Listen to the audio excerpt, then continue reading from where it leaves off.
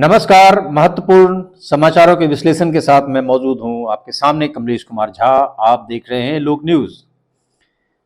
हाल ही में आपने देखा कि प्रधानमंत्री नरेंद्र मोदी और उनके जो साथी हैं अमित शाह, उनके जो मंत्री हैं गृह मंत्री, उन्होंने एक नैरेटिव सेट करने की कोशिश की है कि 2024 के लोकसभा चुनाव में अब की बार 400 पार या अब की बार 370 पार। यह नैरेटिव कितना सच है ये हम जानेंगे। आपने देखा कि कई स्टेट में ऐसे ही नैरेटिव सेट करके उन्होंने मीडिया के द्वारा भोंपू की तरह बजवाया और बाद में पता लगा कि उन्हें बुरी तरह से हारना पड़ा। उसमें एक पश्चिम बंगाल, कर्नाटक और जब बिहार में नीतीश कुमार की पार्टी साथ में थी तब उन्होंने देखा कि उसमें वो अब की बार 200 पार बोल रहे थे।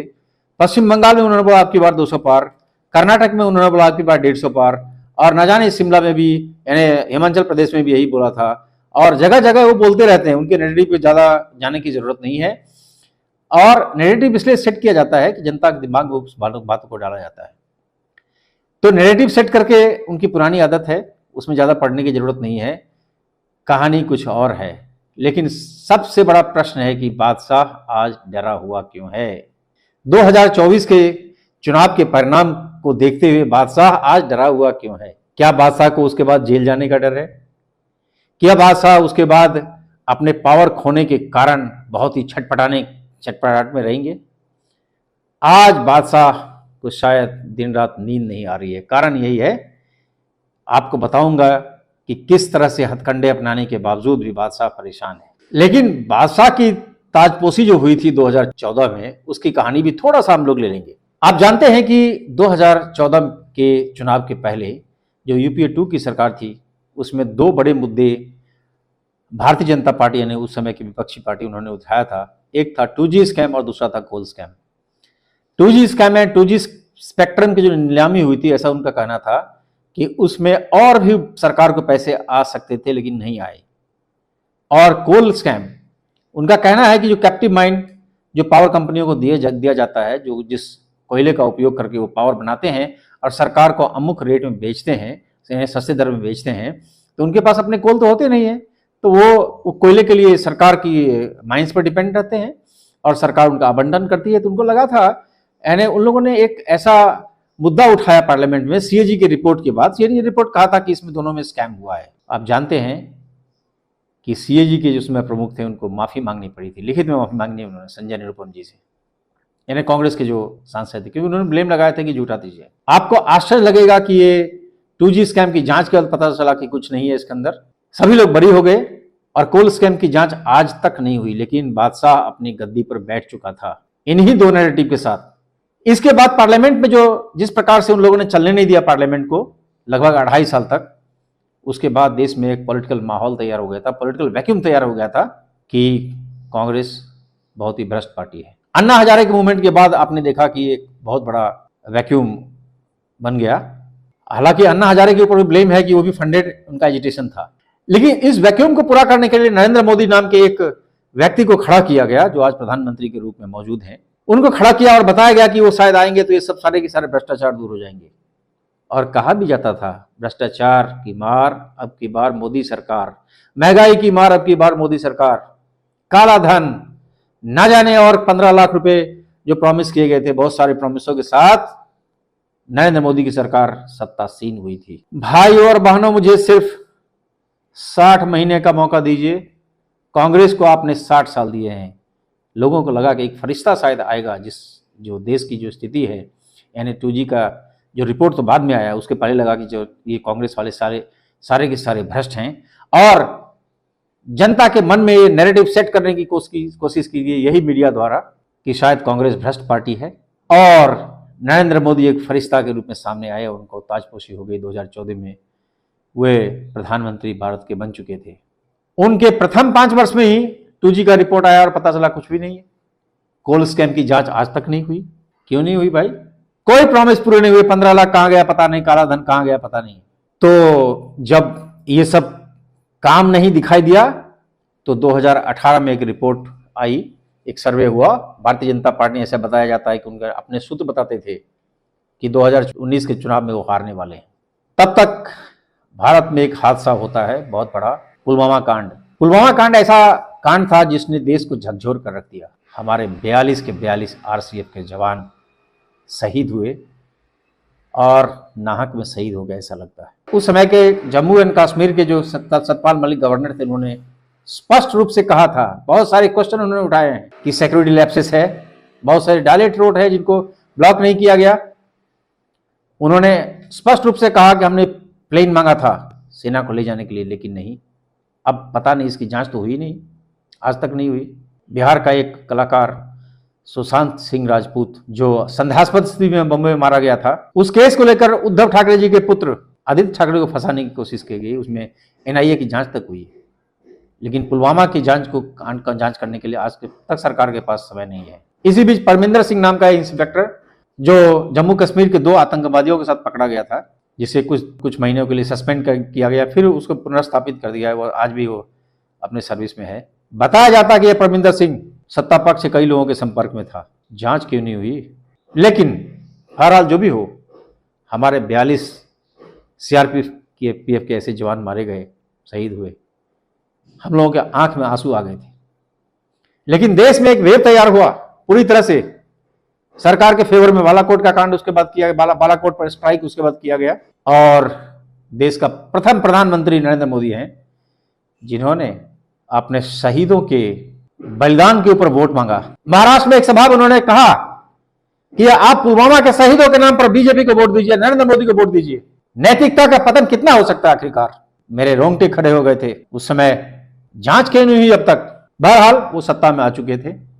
उसके बाद बारी बारी से उनको सत्ता में बने रहने की बहुत जरूरत है, क्योंकि मैंने पहले ही कहा क्या जेल जाने का शक और शुबा है उनको। देखेंगे वीडियो का अंत तक क्यों जेल जाने की संभावना हो सकती है 2024 के चुनाव में यदि हारते हैं तो। उनको लगा कि 2024 बड़ा आसान हो जाएगा, क्योंकि वो धीरे धीरे उन्होंने मीडिया को तो अपने तंत्र में अपने मुट्ठी में कर ही लिया है। जो चाहते हैं भोपू बजाते हैं। वो जनता के दिमाग में एक नैरेटिव डालते हैं, उस सेट किया जाता है। जनता को भी लगता है कि हाँ 400 पार बोर्ड है, अरे मोदी जी के सामने है कौन। लोकतांत्रिक व्यवस्था में कुछ और होता है। लोकतंत्र के 4 स्तंभ होते हैं, कार्यपालिका यानी एडमिनिस्ट्रेशन, न्यायपालिका यानी जुडिशियरी, संसद और मीडिया।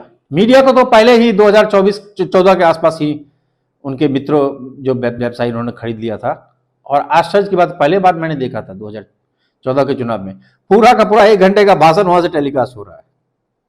मैं उसी से मैं समझ गया था कुछ दाल में काला है, लेकिन ठीक है, चलता है, कोई बात नहीं। जब उनके गिरफ्त में आ चुकी मीडिया, जब इस प्रकार का कानून है तो करते रहे अपने। लेकिन देश का जो नुकसान हो या फायदा वो पता नहीं, लेकिन लोगों के दिमाग में मोदी नाम के एक शासक को प्रतिष्ठित किया गया। खैर जो भी है, 2019 के बाद वो जीत चुके थे। बहुत सारे प्रोमिसेस किए गए, उन प्रोमिसेस को आज तक पूरा नहीं किया गया। आपको पता होगा 100 स्मार्ट सिटी, 2 करोड़ प्रत्येक साल नौजवानों को नौकरी, और न जाने हर एक नागरिक को 2022 तक पक्का मकान, ये सब के प्रोमिसेस किए गए। इन प्रोमिसेस को जब पूरा नहीं किया गया, और इसी बीच सीएजी का एक रिपोर्ट आया था, उसकी चर्चा हम बाद में करेंगे। तो आपने देखा कि इस प्रकार से जो प्रोमिसेस नहीं पूरे हुए, जनता को महंगाई से जनता त्रस्त है, तो उनको लगा कि कौन सा मुद्दा आएगा।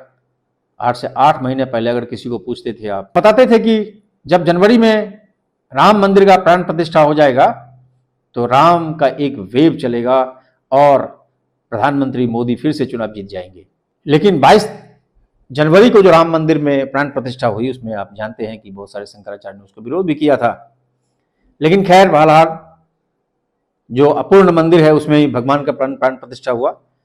लेकिन जिस उद्देश्य से एक अपूर्ण मंदिर में भगवान राम की प्राण प्रतिष्ठा हुई, वह मुद्दा शायद आज बाजार से गायब हो गया है।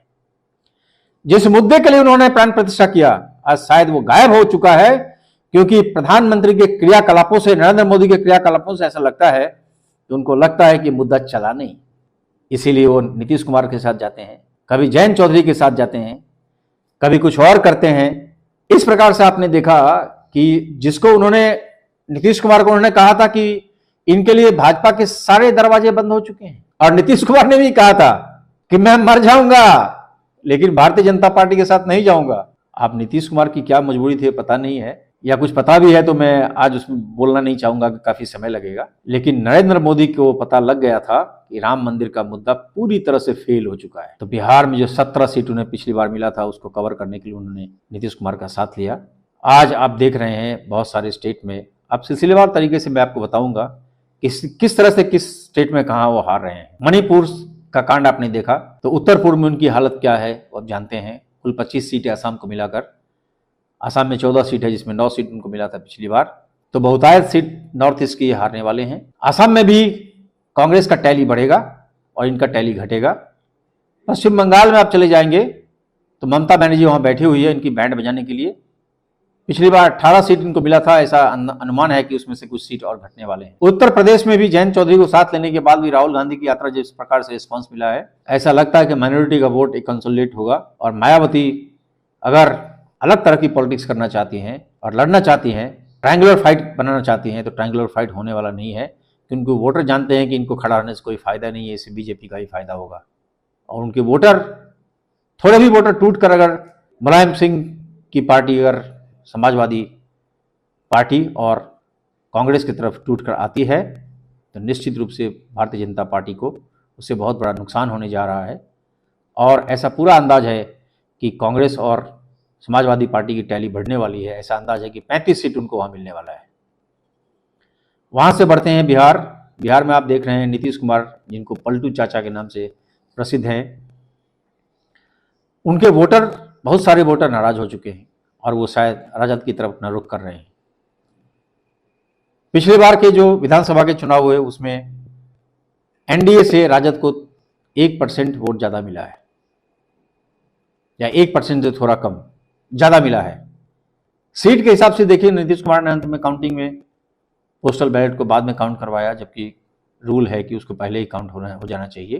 तो लगभग 15 सीटों का यहाँ वहाँ होने के कारण आज नीतीश कुमार सरकार में थे, फिर वो वहाँ गए, फिर आए, जो भी हो बहरहाल। तो इस प्रकार से थोड़े से वोटों का भी टूट कर अगर राजद की तरफ चला जाता है तो बहुत बड़ी मुश्किल खड़ी होने वाली है भारतीय जनता पार्टी और नीतीश कुमार के लिए। इसके बाद आप चलते हैं छत्तीसगढ़, मध्य प्रदेश और राजस्थान। पिछले जो विधानसभा के चुनाव हुए, उन वोटों के या उन सीटों के अगर कन्वर्ट आप लोकसभा में करते हैं तो 16-17 सीटें वहां भी कांग्रेस को फिर से मिल रही है। पिछली बार खाली 3 सीटें मिली थी, तो 14 सीटों का फायदा कांग्रेस को होगा। कर्नाटक की स्थिति आप देख रहे हैं कि भारतीय जनता पार्टी के पास 26 सीट थी और इस बार शायद उल्टा हो सकता है, शायद 18 सीट पर कांग्रेस इस बार जीत सकती है। तेलंगाना में आप देख रहे हैं कांग्रेस की स्थिति बहुत मजबूत हो चुकी है। आंध्र प्रदेश चंद्रबाबू नायडू के साथ जा रहे हैं मजबूरी में, ईडी के डर से चंद्रबाबू नायडू भी शायद उनके साथ चले जाएंगे। हरियाणा में बेटियों के साथ क्या हुआ आप देख रहे हैं, किसान नाराज है, तो वहां भी टैली घटने वाला है। पंजाब में है नहीं। हिमाचल प्रदेश में आप देखेंगे कि कांग्रेस अभी भी सत्ता में है, तो इनका टैली घटने वाला। पिछली बार इनको 4 सीटें मिली थी। उत्तराखंड में बीजेपी मजबूत है, गुजरात में बीजेपी मजबूत है, और उत्तर प्रदेश में अब कहना मुश्किल है, लेकिन 35 सीटों का ऐसा अंदाज है कि ये लेके जाएंगे। बीजू जनता दल अकेले लड़ती है, वहाँ शायद उनका भारतीय जनता पार्टी से अच्छे संबंध है। दक्षिण भारत में अन्य राज्यों में आप देख चुके हैं कि क्या हालत है। तमिलनाडु और केरल में उनकी हालत कोई स्थिति अच्छी है भी नहीं। तो कुल मिलाकर ये जो 400 पार का नैरेटिव सेट करने की कोशिश कर रही है, ये झूठा नैरेटिव है। इसमें जनता को फंसने की जरूरत नहीं है। और ऐसा अंदाज है कि भारतीय जनता पार्टी इस बार 190 से लेकर 200 सीट तक, 210 सीट तक आ सकती है। अगर भारतीय जनता पार्टी नरेंद्र मोदी को 190 और 210 के बीच में अगर सीट मिलता है, तो साथ में जो मजबूर आए हुए लोग हैं ईडी के डर से, वो कहाँ जाएंगे?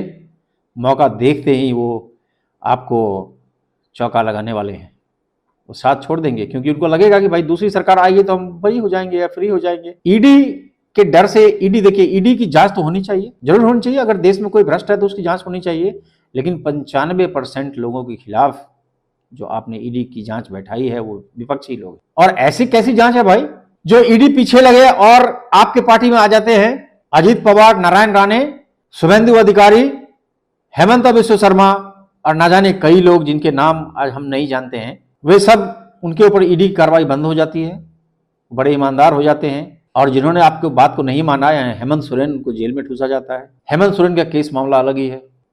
अब बादशाह क्यों डर रहा है क्या बादशाह जेल जाने से डर रहा है? ये इसमें भी छुपा हुआ है, मैं आगे बताऊंगा आपको। तो कुल मिलाकर स्थिति अभी भारतीय जनता पार्टी की बहुत अच्छी नहीं है, आप जान चुके हैं। इसके डर से वे भारत रत्न भी बांट रहे हैं। भारत रत्न बांटने का एक नियम है, किसी को सम्मान देने का एक नियम है कि किसी साल में 3 से ज्यादा भारत रत्न किसी को नहीं दिया जा सकता। ये गृह मंत्रालय का एक नियम है। फिर नियम को ताक में रखकर उन्होंने इस प्रकार उससे ज्यादा लोगों को दिया है। जयंत चौधरी को खुश करने के लिए चौधरी चरण सिंह को दिया गया, नरसिम्हा राव को बेटे को खुश करने के लिए उनको दिया गया। भारतीय जनता पार्टी के लोग जो कुछ लोग नाराज है इनके ऊपर चल रहे हैं, उनको खुश करने के लिए आडवाणी को दिया गया। कर्पूरी जी को एक सही दिया गया उस समय। हालांकि वहां भी राजनीति है, क्योंकि वहां ओबीसी को खुश करने के लिए, क्योंकि ओबीसी के रूप में कर्पूरी जी बड़े प्रतिष्ठित नेता हैं बिहार में, उनको भी दिया गया। तो गृह मंत्रालय के जो नियम है उसको ताक पर रखकर ये सब काम किया गया है, सिर्फ और सिर्फ एक ही बात से कि बादशाह डरा हुआ है। अब बादशाह क्यों डरा हुआ है, ये मैं बार बार चर्चा कर रहा हूं। बादशाह को क्या जेल जाने का डर है? निश्चित रूप से आप देखेंगे कि 2024 के चुनाव के बाद ऐसा अंदाज, अगर ये सत्ता के बाहर जाते हैं तो आप देखते रहिए अदानी के इनके संबंध कितने अच्छे हैं। आप जानते हैं अदानी की सेल कंपनियों में किस तरह से फेवर हुआ है, विदेशों में इनको साथ में किस तरह से लेकर गए हैं। राहुल गांधी ने पूरी तरह से पूछा। हिंडनबर्ग का रिपोर्ट पता होगा, फाइनेंशियल टाइम्स का रिपोर्ट पता होगा आपको, बहुत ही प्रतिष्ठित न्यूज़पेपर है हिंडनबर्ग। तो जान दीजिए एक ट्रेडिंग कंपनी है, लेकिन उन्होंने भी साक्ष्य दिए हैं। उन साक्ष्यों पर कोई अभी तक जो जांच भी हुई है वो लिपापोती है एक तरह से। इसके बाद आप देखेंगे कि सीएजी ने क्या क्या रिपोर्ट दिए हैं। आयुष्मान भारत, कोल स्कैम, यानी कोयला को विदेश से मंगाकर जहाज में ही कोयले का दाम बढ़ जाता था और आराम से उस पर अदानी पैसे कमाए हैं। नरेंद्र मोदी ने आंख बंद करके रखा हुआ था। रोड कंस्ट्रक्शन में कितना घोटाला हुआ आप जानते हैं। भारतीय शिपयार्ड की कहानी आप जानते हैं। सुनता हूं नोटबंदी में भी कुछ इधर उधर की बातें सुनने में जनता के द्वारा आ रही है। ईडी, जिस प्रकार से ईडी को आपने तैयार किया है, ईडी को मजबूत किया है, सत्ता में जाने के बाद ये सब जो मैंने गिनाए हैं, ये सब की जांच तो आप पर बैठेगा। ऐसा लगता है सरकार, देखिए जब बदले की भावना की राजनीति एक बार शुरू हो जाती है तो प्रत्युत्तर तो मिलता ही है।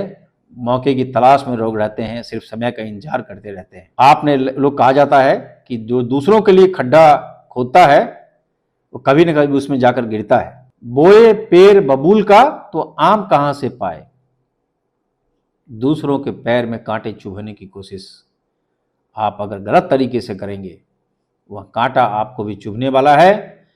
दूसरों के लिए गड्ढे खोदने की कोशिश आपने की है, जानबूझकर की है, उसको फंसाने के लिए की है, अपने पार्टी में लाने के लिए की है। तो सत्ता से बाहर जाते ही मैंने जो गिनाए हैं पुलवामा कांड, उसकी भी जांच हो जाएगी, होनी चाहिए ना, बिल्कुल जांच होनी चाहिए।